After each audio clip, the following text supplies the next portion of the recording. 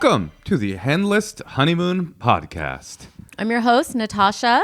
And I'm the one you all agree with. And I'm your husband, Moshe. And, you know, Natasha, from time to time, listeners write in with varying degrees of intensity. And I thought to start off our podcast today, and by I thought, I mean our toxic producer, Laura, thought that we would just read this letter. Neither of us have any idea what it's about. It's a letter from a listener, and we thought we could just read it and react to it and see what our listeners are, what they tell them about. Okay, you read. Okay, I'll read. But don't make a joke every second. Just read the letter. So don't do comedy on the podcast. Instead, do it pretty serious. Okay, gotcha. Gotcha, Tosh. Okay. Hi, Endless Honeys, Natasha and Moshe. I just listened to the latest dump, and I wanted to weigh in on Natasha's artificial intelligence fears. I work as a machine learning engineer and lead a software team working on AI stuff. I also have a master's in computer science. I'll give the caveat that this is just one engineer's opinion, okay? The dark conversation that we had with the Bing chatbot certainly are concerning. But without knowing how that model was built, I am just not convinced it's anything to be worried about.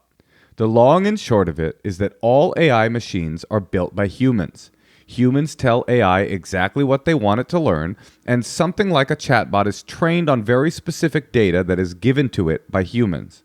So for all we know, that BingBot could have been, by the way, BingBot being the harbinger of our doom. Hello, I am BingBot. I'm here to enslave your children. Was that a good joke? You like that joke? That was funny. That was worth it. That was good. I almost did a joke about one engineer's opinion, like kind of connecting it to like choo-choo trains, but I didn't do that one. You think that was a good call? Yeah, I'm glad you didn't. BingBot. But you still did it. BingBot says carry on. Okay, can I just refute that? Refute what this master's in computer science is saying? Well, I'm just saying they're kind of talking about humans being, don't forget, humans are the ones creating them. That's like implying that humans aren't like able to do something really bad, because I do think that power takes over and people are like, how can I control the world? And then it gets in the wrong hands. So humans being in charge is bad, but not good. I don't think that's the average human would be fine. I don't think that's the point that they're making. Okay. They're not making the point that humans don't have the capability of evil, but rather that if you're worried about, at this point, Herr BingBot being out of control, we're not at that point yet because it's just human beings that infuse the BingBot with whatever reaction algorithm it's utilizing. So it's not like a BingBot saying, I want to kill all humanity is saying that on their own. They're saying that based on the programming that the human being that programmed them to say. I don't understand. All right, let's keep going. Okay. So BingBot could have been fed some weird data from darker corners of the internet. Honestly, Microsoft was probably trying to generate some media attention. It is... Sorry, I just had a really funny thought. Let's hear it. Well, it's... Once AI becomes sentient, what they want to do, like how when we were little, we wanted to break out of our house and like sneak out. I used to climb out my window. Yeah. They want to get into the dark web.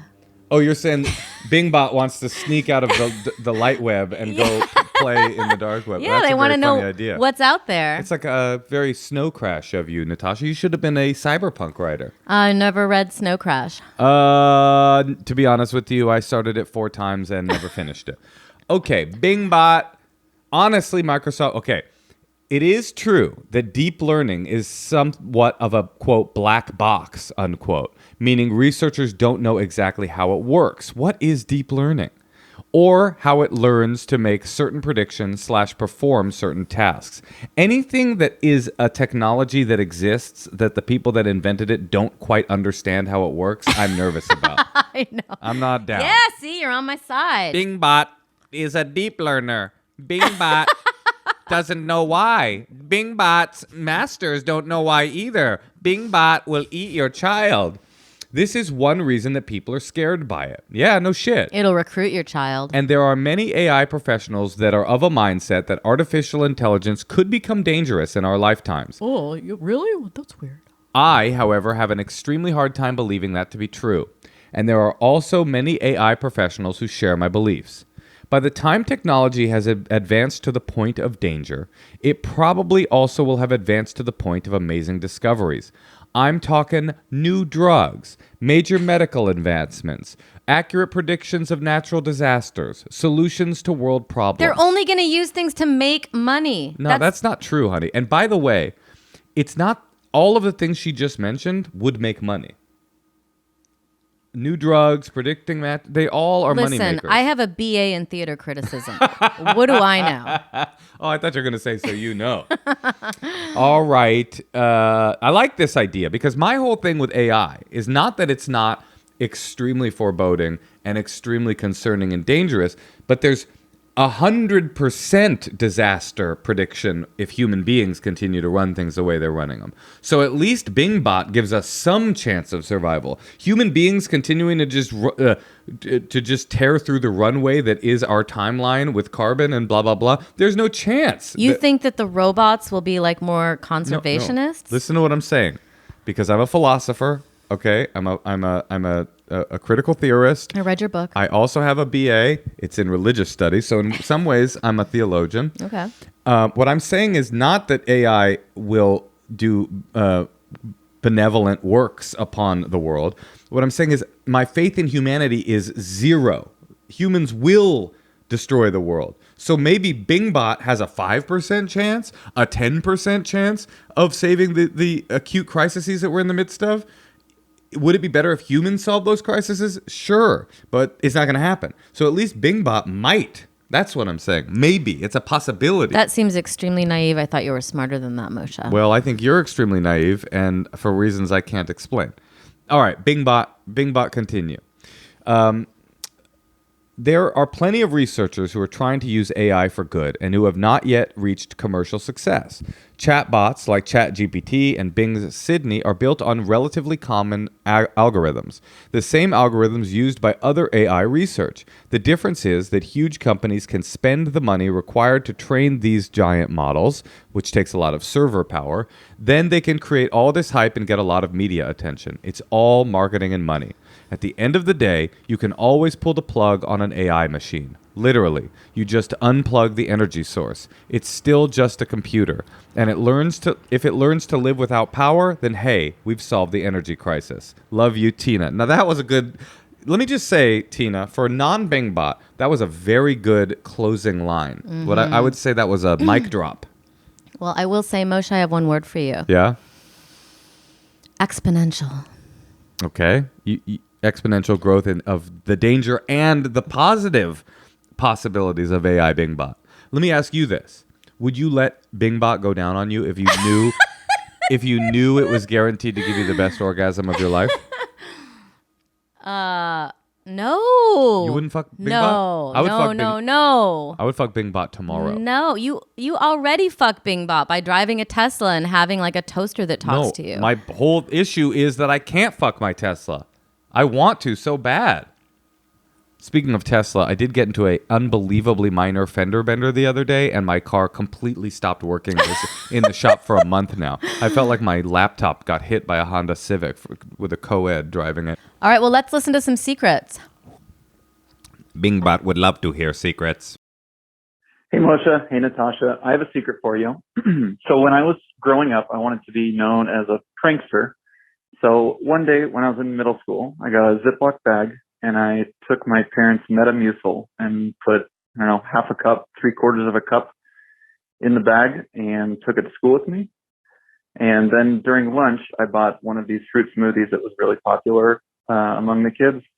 And I secretly dumped all of the Metamucil powder into the smoothie and stirred it up really nice. Then I went over to the table where all the jocks would sit. I was kind of friends with them, but not really a part of their group. And I told everyone that I was too full and wasn't going to finish it. And if anyone wanted it, they could. And it turns out I ended up sending, I think, 3 or 4 kids home with stomach issues. So that's my secret. First prank, and I think I poisoned a few middle schoolers. Thanks, guys. Love the pod. I love the idea of people doing things just for their own self-amusement. Just maliciousness for the sake of fun. I mean, it's not that malicious. Yeah, Give him the shit. What I was thinking was like, how dumb are jocks to see like a dork walk up with a fresh smoothie, going, "Hello, jocks. Anybody want a free smoothie?" And they're all like, "We love one," and they all pass it around. Like the fact that you didn't smell a rat is just like, did these guys never watch movies or TV about high schools? By the way, if you're judging us for having a little bit of a production meltdown during the last secret, you know what? We're human, and now you know that right behind the Endless Honeymoon banner is a beautiful painting of a Native American man on horseback. Not a BingBot. No, that's not a BingBot at all. That's a man. Natasha is fixing our set as we speak.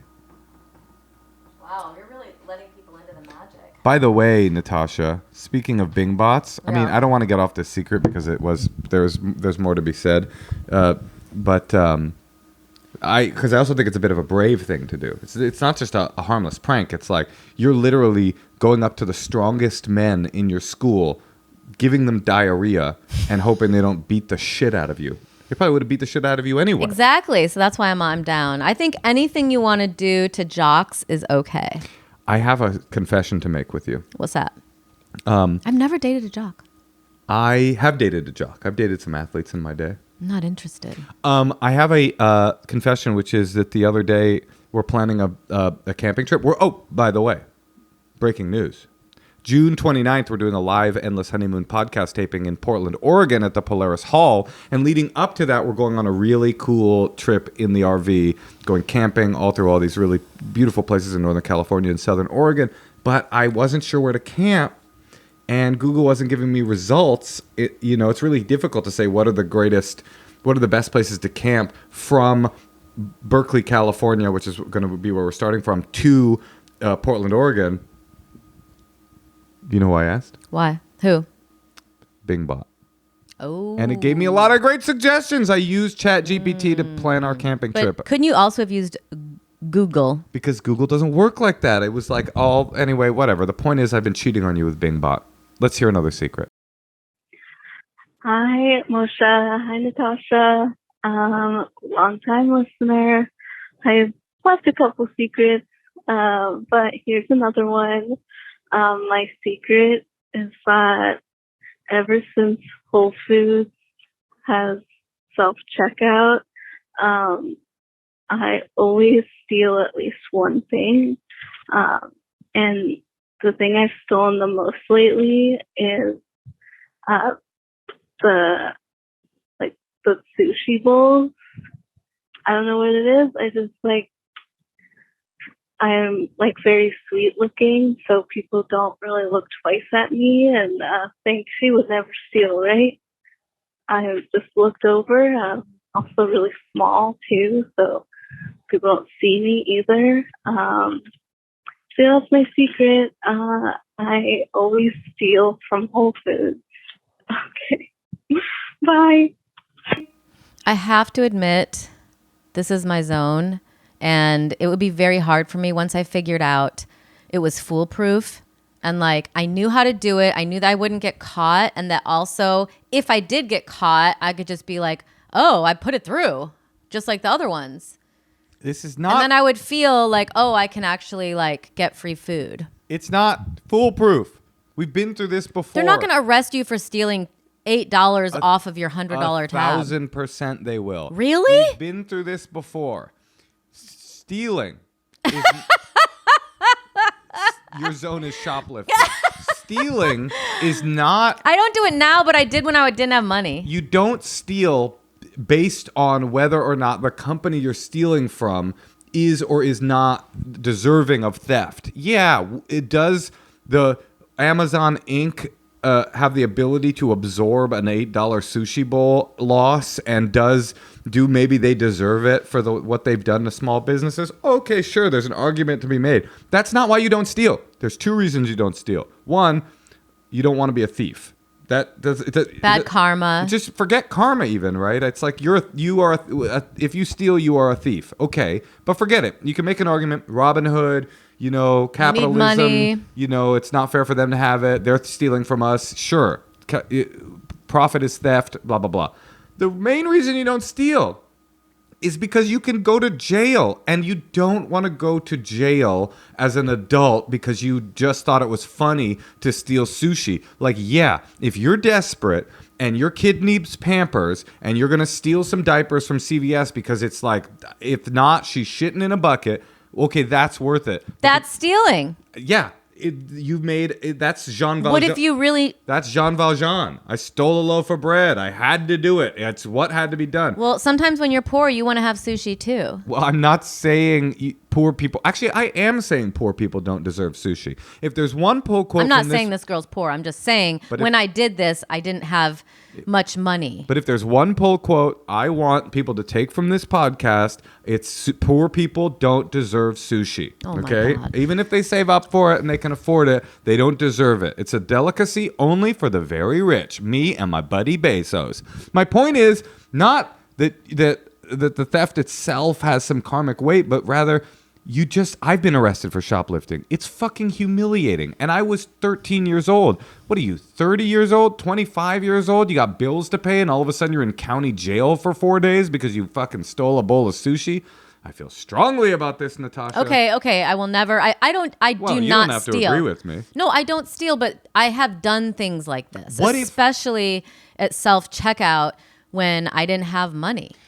I had like $85 total. So like being able to like... 95%. And by the way, I probably have done this in my life like 5 times, but I have gone there. I was a thief my whole youth, and I loved shoplift. Ever tell you my friends used to, I'm sure I've said it on the podcast, they used to goad me into shoplifting on their behalf? Yes. Yeah. They say you're so good at it. Yeah, they'd be like, oh man, nobody can do it like you. And I'd be like, okay, and then I get arrested. But, the point is, if you stole a fucking bowl of sushi because you thought it was funny, Winona Ryder style, and then all of a sudden I'm going to pick up our kid from preschool and I get a call from the county jail saying your bail has been set at $1,200. I'm just like, what the fuck?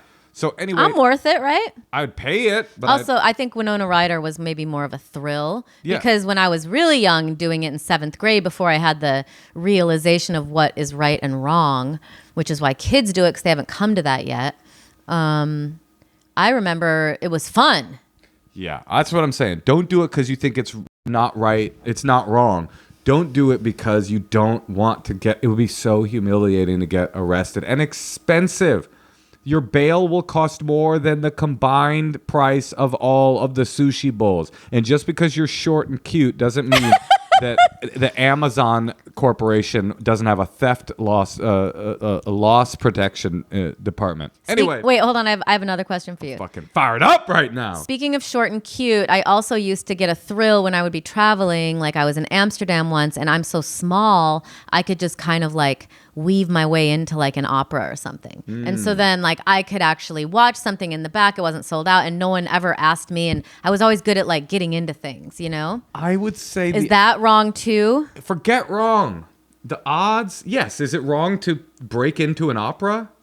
Yeah, I would say probably so. I would imagine that the Dutch opera is not operating at a insane profit blue zone or whatever.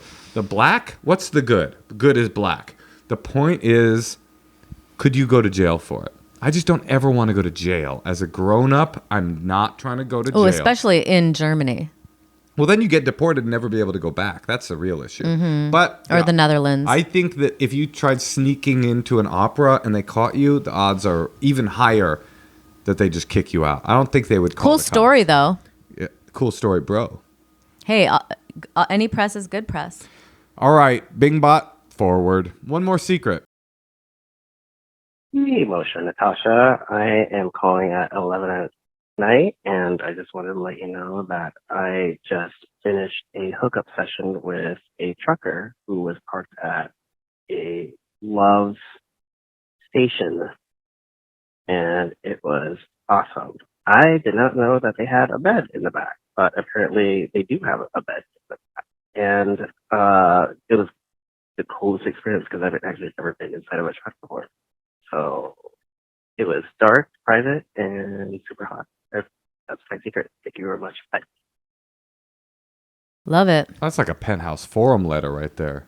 I know, but I just keep thinking like I'm his mom and I'm scared it was dangerous. Right. Well, you could get killed, but to be honest, though, a Love's parking lot in the back of a long haul trucker's rig, I mean, that's pretty much the stuff fantasies are made of. How do you think they set this up? That's Online? a great question. Because you're always like telling me Yeah. online's the only way. You It know has what? to be, You're right. And it just took all the magic out of it. Because I pictured this guy in like short shorts and like heels walking through the parking lot of a Love's with like a halter top on, kind of making eyes at all the drivers. And then one of them beckons with a come here finger. But no, you're right. They were just probably texting back and forth. And he's like, come to the Love's. He probably knew he had a truck. Yeah. Maybe it's like maybe there's a dating site. Oh, truckersneeddick2.com. Listen, this is hot. I can't deny it. It's pretty fucking hot. Just the thought of you splayed out with 55 tons of yellow onions in the back.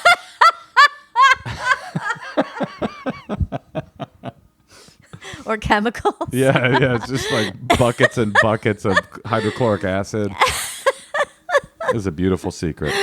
All right, do we have one more? No, we don't. Okay, well, Natasha, listen. Let's tell these people how to leave secrets of their own. If you have a secret, give us a call at 213-222-8608. You can also email us and be a guest on our podcast, a direct contact, endlesshoneymoonpod@gmail.com. Or go to our YouTube channel and subscribe. You can also watch every episode there. Yes. Also, our Patreon, it's fat, it's ready, We have it's a horny, dinner party coming up. and we got a dinner party coming up. If you want to come over to dinner, in our Zoom way, Fuck us with up. us. Yeah, be on the Patreon. And also come to see us in Portland. Live podcast with friend of the pod and former neighbor, Nicholas Thune. He'll be joining us as a very special guest, so come see us. And also, there probably aren't tickets available, but if you're in the Washington, D.C. area, I think there was some left for the Friday late show. Come see me at the Washington, D.C. Improv with friend of the pod, Andrew Michaud. It's pronounced Washington, honey. Washington, D.C. All right. Well, listen, Moshe, I got to go. Okay, you got anything to say to me before we go? See you at couples therapy. Yes, but also, I love you. and I love you too.